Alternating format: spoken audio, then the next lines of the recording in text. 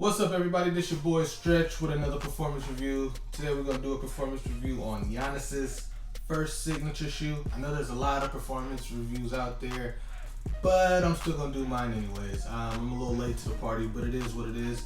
This is the Nike Zoom Freak 1. As usual, as I do with my performance reviews, I go to the gym, go 24-hour fitness, I put in some work, and this is a video of me going to the gym and putting in a little work. You guys just keep in mind, I'm not trying to be like, I'm not Division 1 or, I almost went to the pros type of dude. But, it is what it is. You guys are going to think what you want. So, this is the video though.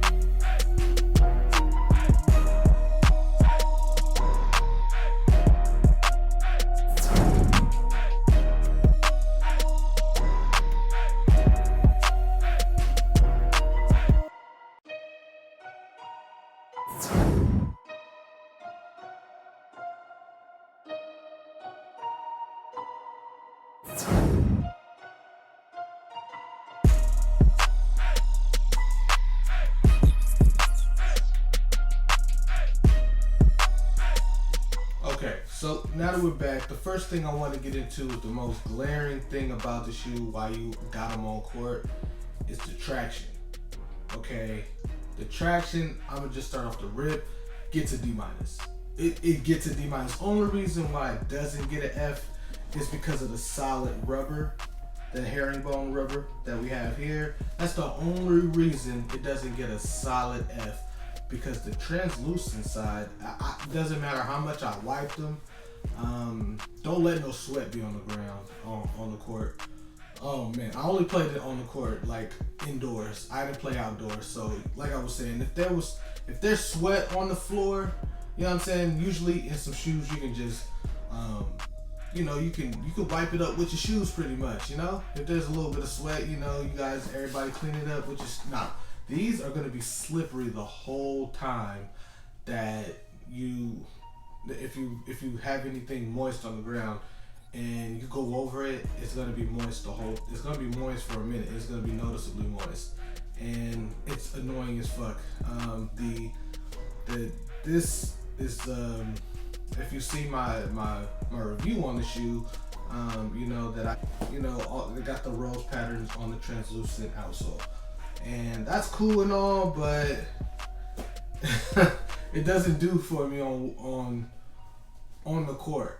A lot of times I felt like Tom Cruise in that one movie when he slides in with the socks and the glasses. I felt like that, or I felt like I could do some moonwalking in these bad boys because they just that slippery. They were not good. I remember vividly trying to contest somebody's three-point shot, and I couldn't find my footing, and I still tried to jump, and I just couldn't extend. Dude blast right in my face. No homo. This is cash. You know what I'm saying? So it was cool. Other than that, the rest of the shoe was cool, but this is a big problem for me. So like I said, I give it a D-.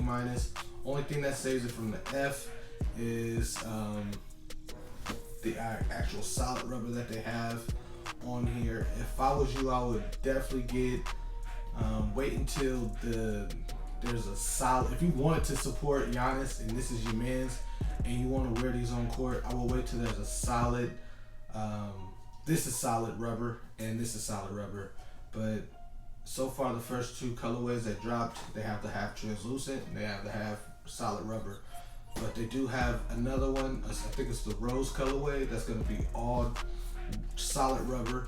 So I would probably wait for something like that to hoop in these, if that's your man. Next thing I wanted to get into is the fit. For me, it felt true to size. I didn't have any problems with the fit. Actually, I didn't really have too many problems with the shoe outside of the traction. The shoe was pretty solid outside of that. I have no issues with the fit. I've seen that some people think that they're a little snug. So, you know, if I was you, I would go to the store. You know, they're not moving. They're not like J's or some Travis Scott ones or some shit like that. But if you go to the store, you go to Foot Locker, you go to Shoe Palace, you go to Champs, whatever, try them on, see what, don't buy them just because you heard some people on YouTube talking about them. Go to the store, see how they fit on your feet, and then buy them. You know what I'm saying? But for me, they fit true to size. The fit, I'm gonna have to give it, you know, I had no problem with the fit, so I give it a B.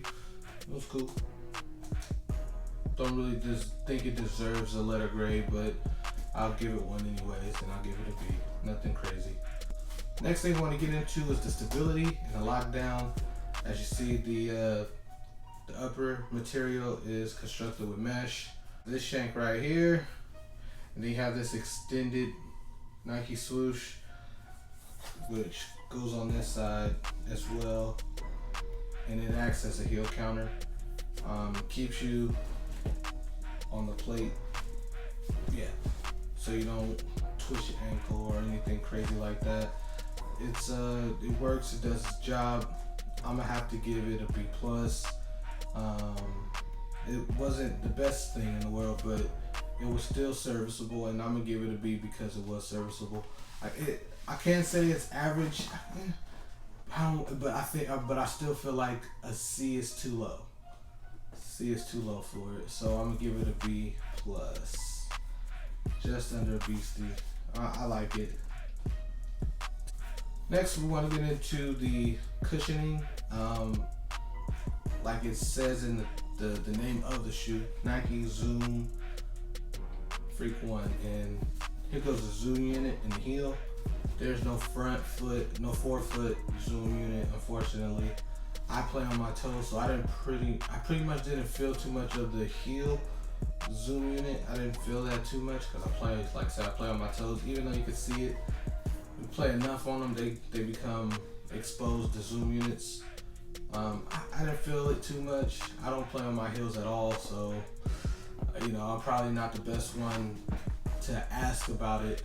Unfortunately, I didn't feel too much of the heel zoom unit, but you know, hey, it's there. So it might have been doing something that I don't know. So I'm gonna give it a C because it wasn't.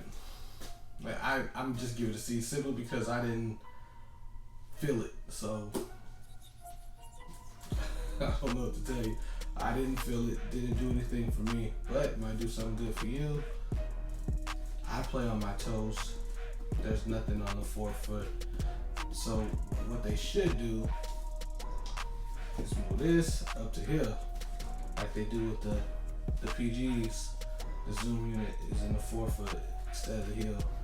But it just depends on how Giannis plays. If Giannis plays on his heels, then for sure do what you gotta do to help him feel more comfortable. But for me, I'm gonna need that up in the heel area. So if you play like me on your toes, don't play on your heels. This might not be for you. Or, I mean, like I said, for me, it didn't bother me. I just didn't notice it. So, you know, you're a little closer to the court without the zoom unit in the in the forefoot. I'm getting all tongue-tied, sorry. So, for me, I'm gonna give it a C. Again, a C. It's not a bad grade, it's just not great.